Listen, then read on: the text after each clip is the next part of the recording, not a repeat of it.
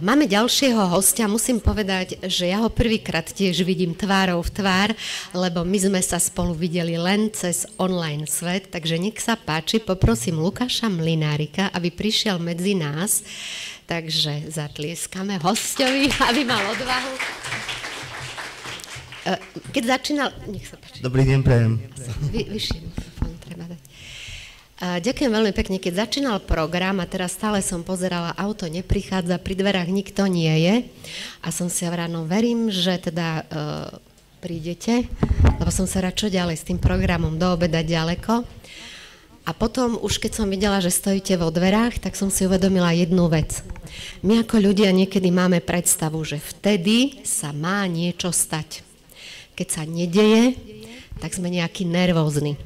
Ale Boh má všetko vo svojich rukách. Ja som nevedela, kde ste na ceste, ale Pán Ježiš vedel, kde ste. Moja starosť bola úplne zbytočná. Prišli ste na čas, práve vtedy, kedy máte prísť. A presne toto robí Pán Ježiš. Niekedy sa nám zdá, že mešká jeho odpoveď. Že nejako už teraz by sme mali niečo vidieť, niekoho vidieť, nejakú situáciu vidieť a stále nič. Ale Pán Ježiš vidí, že je to na ceste, Pán Ježiš vidí, kde to je. Keby ste prišli na čas, tak by som toto nemohla povedať. Takže ďakujem na čas, a nie že na čas, ale možno podľa mojej predstavy, to bola moja predstava, takže ďakujem pekne. Je to úžasné, ako nás celý deň a celý víkend úplne neplánovane Pán Boh prevádza rôznymi lekciami. Takže chcem sa opýtať pár slov o vás. Predstavte svoju rodinu, alebo aspoň niečo veľmi krátko. Len svoju rodinu zatiaľ. Volám sa Lukáš Mlynárik. Moja manželka sa volá Ľudská. My tu prišli s 3 deťmi, máme dcerky. Lili, Elu a Dianku. Tak som sám medzi samými ženami. Sme z Popradu, z Evangelického zboru Poprad. Dokonca bývame v zborovom dome. Ešte spolu s nami tam dole býva ešte jedna ukrajinská rodina. Tak tam sme tiež začali, keď začala vojna, tak sme tam pomáhali. Sme mali také ubytovanie a zostali nám tam v podstate jedna matka so synom, ktorý študuje na gymnáziu.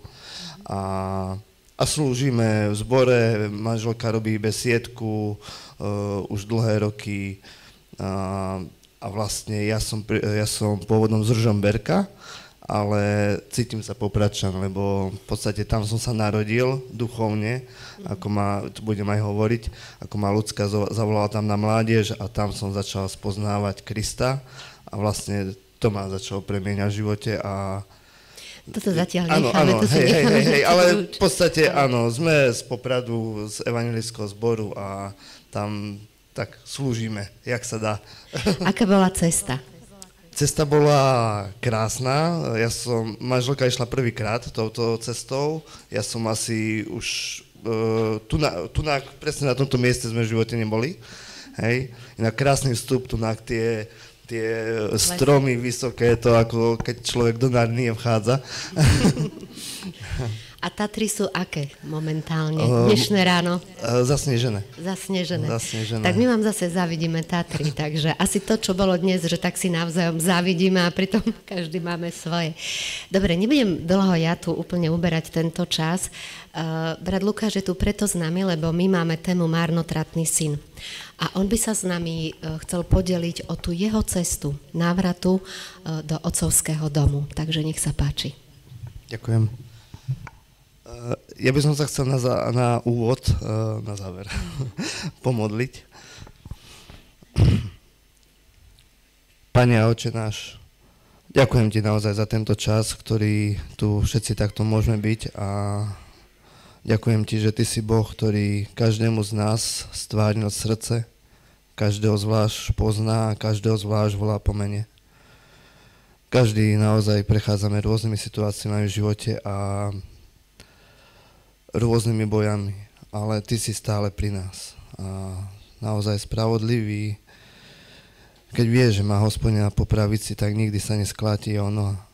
A za to Ti ďakujem, Pane Ježišu, že Ty si naozaj prišiel a sám sa stal človekom, aby sme naozaj nemuseli padať. Lebo Ty nás zdvíhaš každú minútu, každú hodinu, počas celého života si s nami. Ďakujem Ti, Pane, za Tvoju obeť, ktorá nás naozaj zmierila. s tvojim otcom.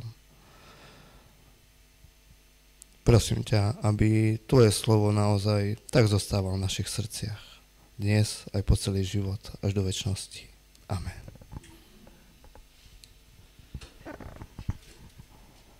Ja sa možno na úvod chcem aj ospravedlniť, lebo tiež nie som zvyknutý takto rozprávať. A prečítam ešte úplne na začiatok ešte ten príbeh a aj z neho budem vychádzať, lebo je to príbeh o mne a myslím, že aj o každom jednom z nás, že sa tam nájdeme, lebo je to, keď si to človek číta, tak by som povedal, že je to naozaj, už len v tom je to úžasné a božské, že 2000 rokov starý príbeh je stále aktuálny. Že to naozaj len Boh mohol toto povedať a napísať prostredníctvom Ducha Svätého a apoštolov.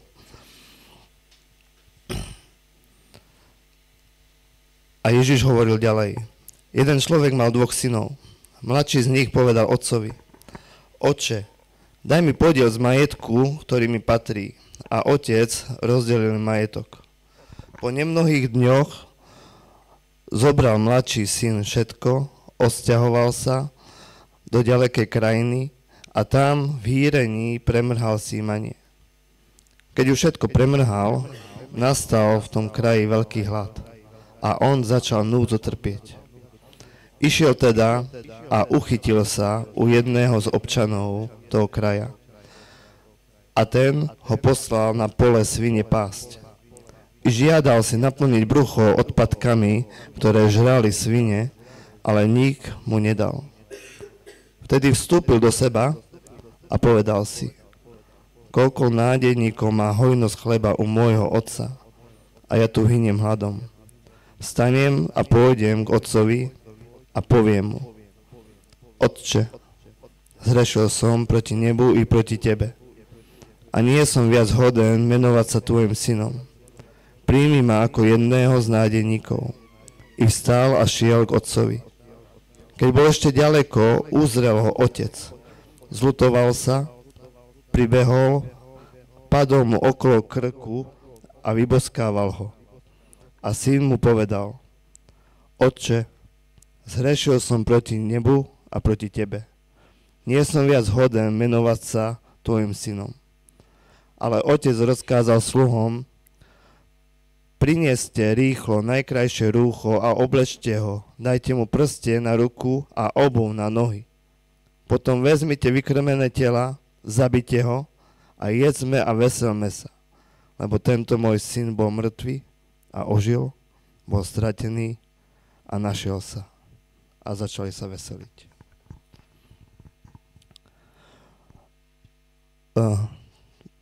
Tak začal by som, že ak som možno, že vyrastal a možno, že to je aj dôvod, prečo veľa ľudí padne v živote možno do takej poviazanosti. Ale ešte úplne na začiatok by som chcel povedať, že tak to poviem, moc neráda, kedy rozprávam o tej mojej minulosti, aj skrz to, že niekto si môže myslieť, že keď nezažil dáke dno, tak úplne nemôže uveriť. Alebo nezažil dáky obrat v živote. Ale po tých rokoch ja vidím aj keď slúžim na tom dome na Podceste, že práve keď niekto nepadne na dáke dno, tak pritom sa ešte viac ukazuje tá Božia moc. Že ten človek nebol vystavený takému pokúšaniu a nebolo proste, že je v tom Boží zázrak. Že človek nemusí padnúť na dno. Že je to veľká Božia milosť, keď človek žije celý život čestne, dobre, slušne a že tam možno, že ešte väčšia Božia moc, ako keď niekto padne a obráti sa. Tak, ja som vyrastal v normálnej rodine, mám ešte sestru mladšiu a bol v našej rodine alkohol. Otec nepil často, ale mal nárazový alkoholik že keď sa raz si vypil, tak išiel mesiac, 2 v kuse. A vlastne to bol aj dôvod, prečo sa naši rodičia rozviedli, keď som asi mal okolo 10 rokov. A vlastne tam sú možno, že tie zárodky toho, že keď človek hľadá potom, jak dospieva nejakú partiu alebo ľudí, kde by sa cítil dobre, kde by sa cítil prijatý a kde by mal tú pozornosť. Lebo tým pádom, ako moji rodičia riešili, dá sa povedať, seba, alebo nejak vyklúčkovať z toho, že môj otec pil, nemali až toľko času, možno, že na nás. A nejakým spôsobom si to dieťa ako keby dáva na seba, že ja za to môžem, ja som si veľa a tiež som nechcel, aby sa moji rodičia rozviedli. Aj modlil som sa ako dieťa, že Pane, nechaj mi tú rodinu, že chcem rodinu. A možno nejakým spôsobom, keď sa rozviedli moji rodičia, tak možno som zanevrel na Boha, som začal hľadať niečo iné. A klasicky, prišla už v 9. prvé pokusy, s alkoholom, s takými cigaretami na sídlisku. Vyrastal som v Ružomberku na sídlisku. A ono to nikdy není také, že sa človek rozhodne, že zrazu idem brať nejaké drogy alebo niečo. Ono to príde v rámci partie, v rámci komunity, ľudí, s ktorými sa človek stretá. A paradoxne vždy v tej komunite ľudí sú tiež, dá sa povedať, zranení všetci, čo nemajú také dobré zázemie doma. Nejakú pozornosť. A vlastne prišla stredná škola a tam už prišli prvé kontakty s marihuanou a na umeleckej škole som študoval, dá sa povedať, vtedy som sa možno, že v úvodzovkách som hľadal také šťastie, také prijatie, že človeku je chvíľku dobre v tej partii, hej, ale vždy všetko skončí. Toto je veľký diablov klam, ktorý on robí, že ako keby, jak by som to povedal, že tu si doma, hej. Nejakým spôsobom tá komunita ľudí, ktorá niečo užíva alebo pije, ako keby lieči svoju dušu alebo hľadajú niečo viac, ako čo im dalo okolo, hej. Ako keby majú tú náplast, tak to poviem, to spoločenstvo je dobré, že ľudia sa rozprávajú, ale to centrum toho spoločenstva, tej partie je zlé. A čím dlhšie je človek takej partie, tak je to deštruktívne. Nie pre mňa, pre všetkých tam. Hej. Ale ako keby to pojitko, tá pointa toho, že my sa potrebujeme niekde stretnúť, niečo si dať, je ako keby liečenie nášho zlomeného srdca. Hej. Liečenie toho, že som možno doma nebol vypočutý, doma som nemal to prijatie a proste hľadám, že kde ma pochopia. A vždy ja som bol taký vždy som bol utiahnutý, neveril som si a to všetko tiež vyplýva z toho, že bol v rodine otec alkoholik. To je klasický model vlastne detí alkoholikov alebo nejakého závislého, že neveria si a hľadajú proste nejakým spôsobom upokojenie.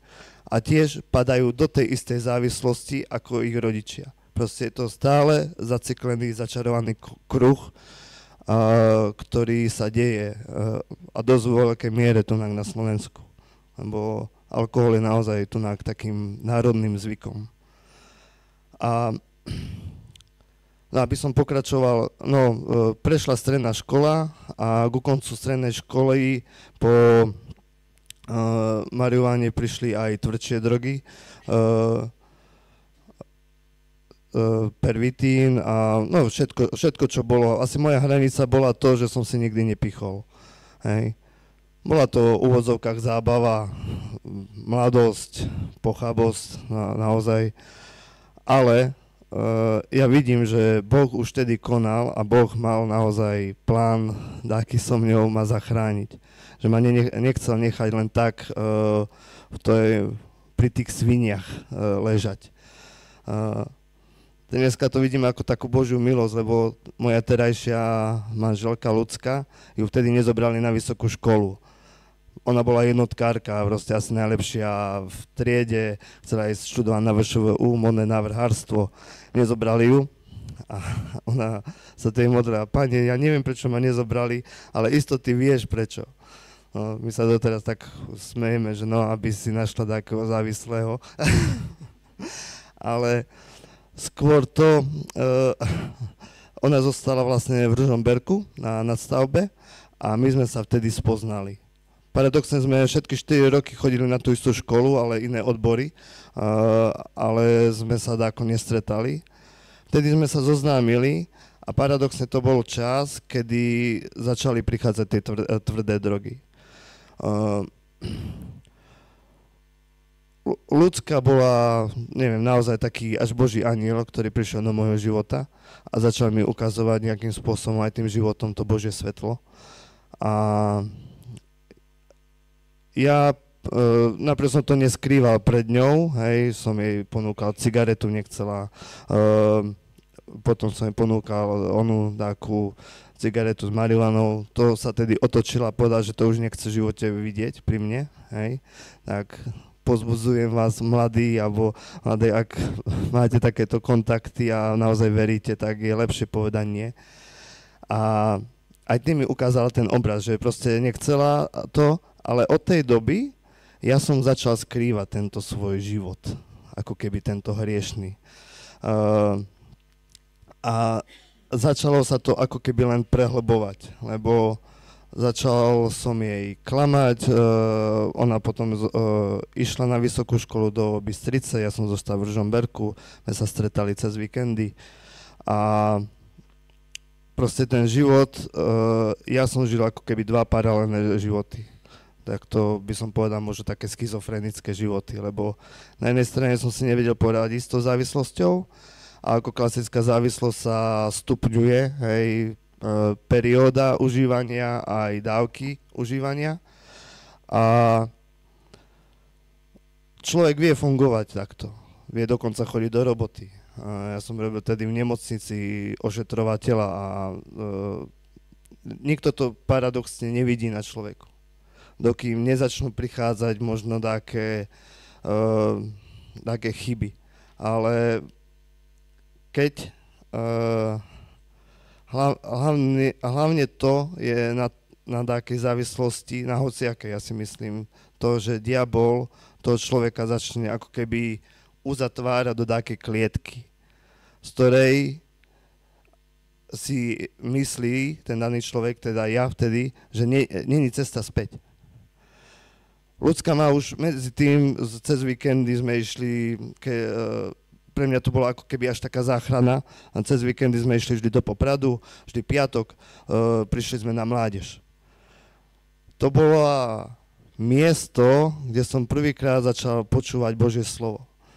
Proste uchvátený som bol z toho, že mladí ľudia si otvoria Bibliu a čítajú. Proste a bol som dotknutý ľuďmi, mladými tedy, ktorí sa zrazu o mňa zaujímali.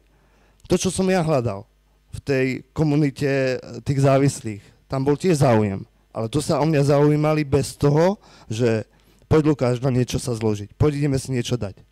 Úplne úprimne sa o mňa zaujímali, čo robím, ako robím a rozprávali sme sa, smiali sme sa bez akejkoľvek drogy. Proste, a toto ako keby boli postupne tie premieňajúce aspekty toho, že som vedel, že ten starý život proste musím zanechať. Ale hlavne, čo ma začalo premieňať, bolo Božie slovo. Proste doteraz mi to rezonuje naozaj v mysli, v srdci, že človek nemôže sedieť na 2 stoličkách. Buď jedno bude milovať a druhého nenávidieť. Ale aj keď som mal úprimné modlitby, ja som sa začal modliť, ľudská mi kúpila Bibliu, začal som si čítať. Najprv len tak, ale to slovo proste bolo živé. Zrazu som na to kúkal, že to je pre mňa, že ak je to možné. Ale nevedel som sám so sebou si dať rady. Proste od pondelka do štvrtku som žil iný život a cez víkend som žil úplne iný život. A aj som sa začal modliť, že Pane, daj to preč, túto moju závislosť, lebo s tou závislosťou nasledovali problémy, ktoré som si ja spravil. Požička, nesplácal som, proste strašne veľa vecí, strašne veľa klamstiev, ktoré som vlastne ľudské narozprával, lebo ja som jej nehovoril, čo robím od pondelka do štvrtku. A toto bolo asi to najhoršie, čo som ja zažil pri tej závislosti a myslím, že aj každý, sú tie klamstvá, ktoré naozaj začnú človeka až zväzovať. Lebo nechce to povedať, ako keby bojí sa. Ja som sa bál to povedať, lebo že ju stratím a som si myslel, že proste možno bude lepšie jej bezo mňa.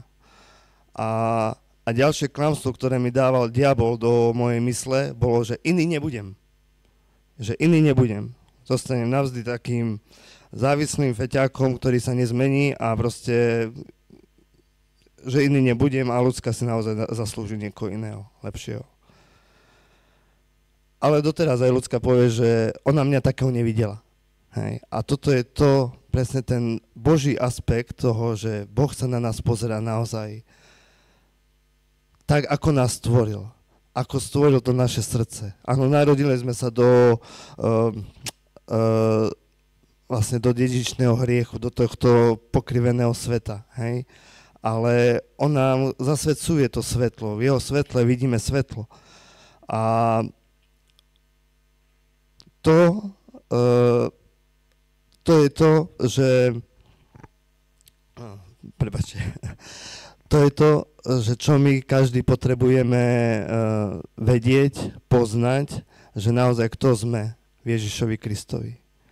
Lebo diabol na nás nahádže kopec hnoja a kopec bordelu, že si my myslíme o sebe naozaj, že sme nikto a nemôžem sa zmeniť, nemôžem vyjsť z toho kruhu. Ale tie klamstvá, ten tlak psychický, ktorý prichádzal, bol naozaj až zväzujúci, že ono to je ako keby klietka, ktorá sa začne zmenšovať. A človek, a to aj vidím pri veľa chalanov, čo sú na dome na podceste, si začne myslieť, že lepšie by bolo, keby som nebol. Alebo lepšie by bolo pre tých ostatných, keby som nebol. Že tak zmiznú tie problémy. A že raz bol jeden naozaj taký zlomový moment, lebo už sa všetko stupňovalo, dlhy som mal, nikto o tom nevedel, proste už som sa ja začal topiť. A raz som odišiel preč a sme boli dohodnutí s ľudskou, že jej prídem pomôcť, mala mať inštaláciu prác a ja som tam neprišiel a týždeň som sa jej neozval. A proste ona bola zúfalá. Ona si myslela, že asi má ma nechať, ale toto je to, čo asi mňa zachránilo, že ona sa začala modliť. Ona sa začala stretávať s tými priateľmi z mládeže, proste modlili sa za mňa. Ona nevedela, kde som. Hej. Ja som bol na ťahu týždeň a ja som si už myslel, že už ani jej nezdvihnem, nezavolám a proste, že to takto na diaľku ukončím.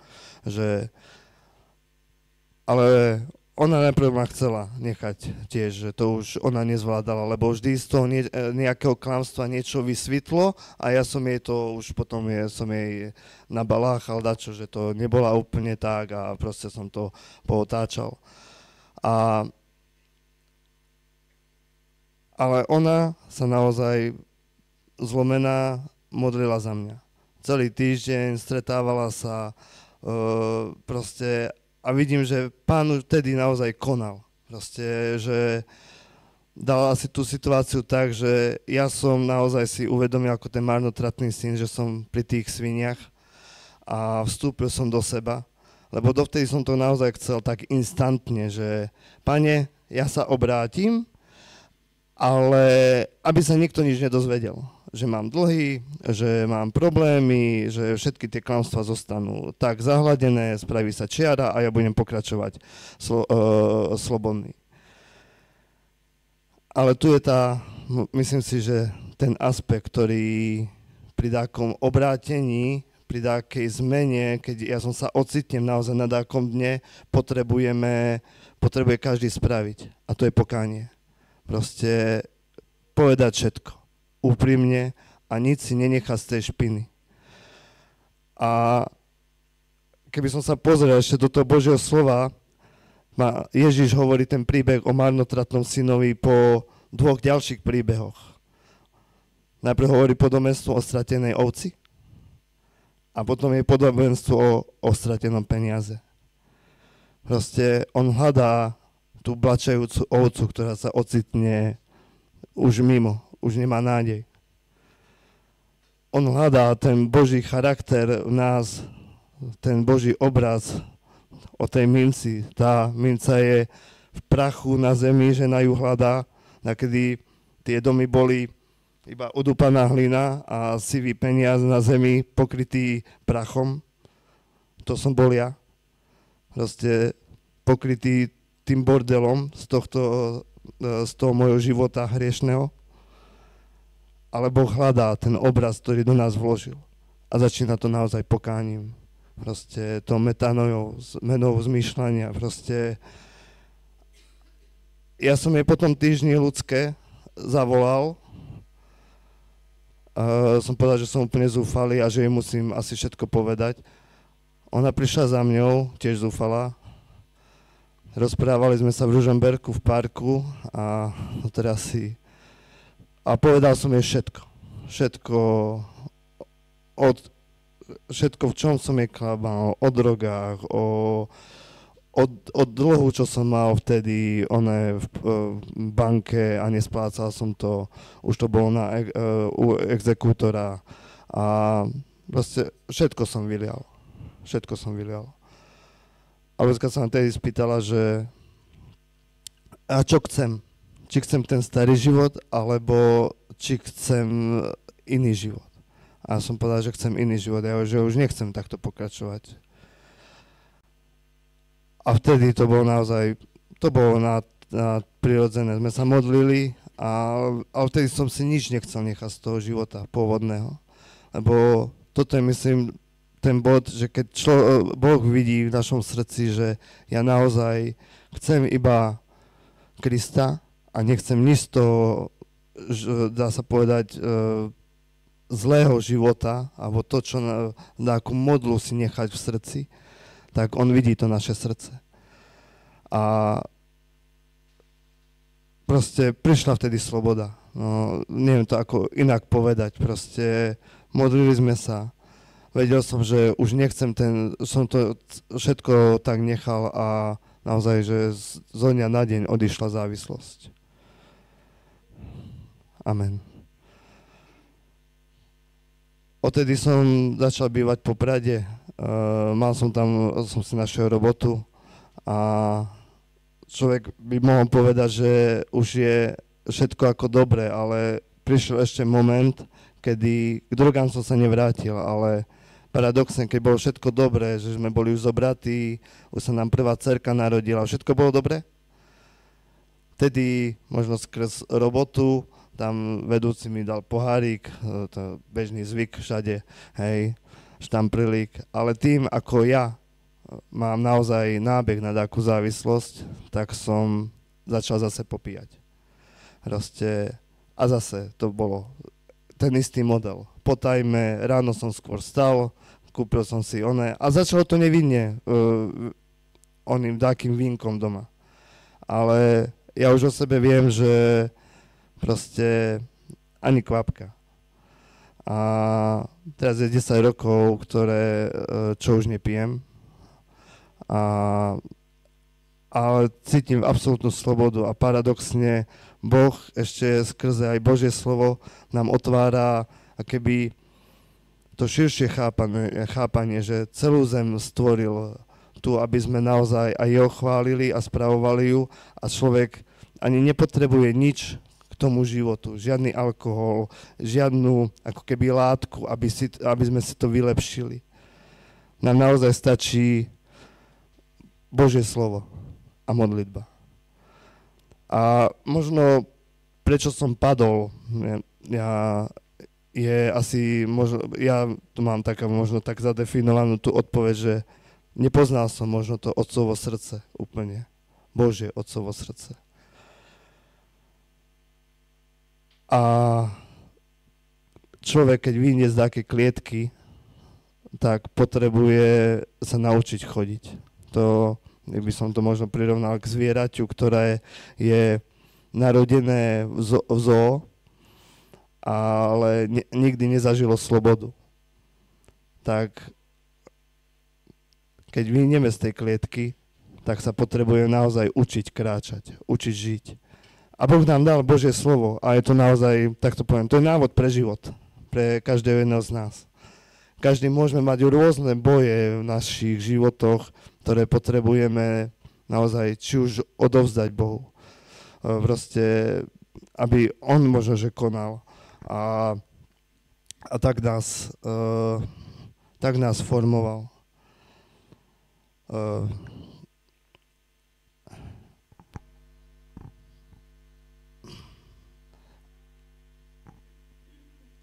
A ešte by som tu možno tak pokračoval v tom, že ten príbeh marnotratného syna je vlastne naozaj môjim príbehom, lebo človek, keď sa naozaj ocitne pri tých sviniach, potrebuje vstať. A by som vás možno každého chcel pozbudiť, ak sa na takom dne niekto ocitne. A to nemusí byť závislosť, to môže byť také úzkosti, depresie, také možno ponižovanie od druhých.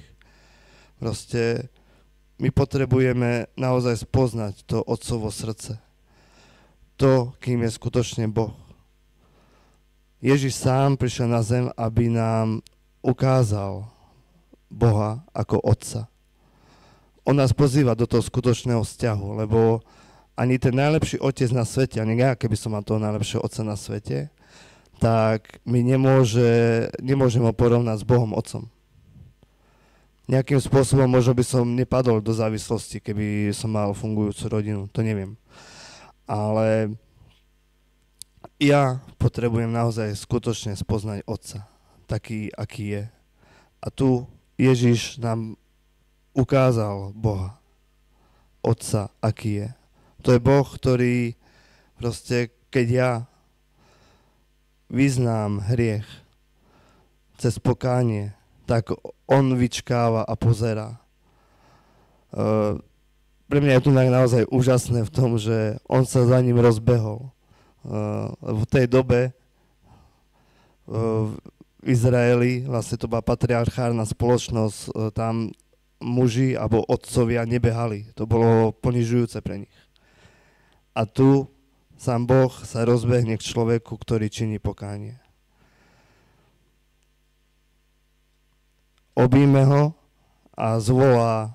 A to je ten paradox, že ten syn chcel byť len otrokom v tom dome. Len otrokom chcel byť v tom dome.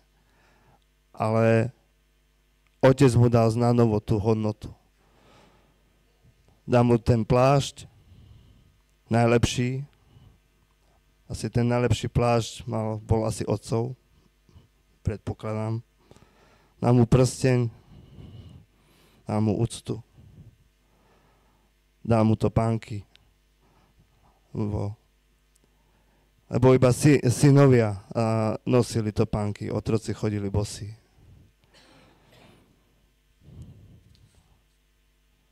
A možno, že toto je aj to, taká milosť Božia, že ja viem, čím som si možno prešiel a jak je napísané v Božom slove, že milujúcim Boha všetko slúži na dobré, tak aj to zlé teraz, čo možno čím som ja prešiel si, tak Boh používa na dobré pri tých chalanoch na tom dome na podceste. Že nejakým spôsobom im rozumiem, že nezažili rodičovskú lásku, že tie vzťahy boli naozaj tam deštruktívne a nedobré. A oni tiež hľadajú hodnotu, ako každý jeden z nás. A vlastne môžem pokračovať, či... Hej, dobre. A potom by som pokračoval v tej službe na tom dome na polceste, že teraz čo slúžim.